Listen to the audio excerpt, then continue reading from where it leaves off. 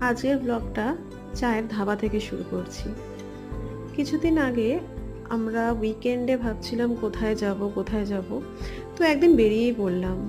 তো আমাদের কল্যাণী রোডটা না এখন এত ভালো হয়েছে, তো ওখানে লং ড্রাইভে যেতে খুব ভালো লাগে।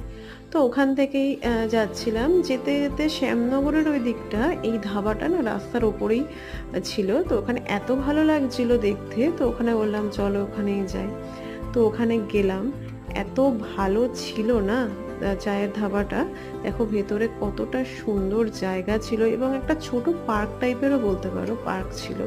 তো যথারীতি এইসব জায়গায় গেলে দোলনাটা প্রথমেই চোখে পড়ে। ওখানে তো আমি ঝটফট করে উঠে পড়ি, আর মাকেও ছাড়িনি, মাকেও বললাম আসো তুমিও ওঠো।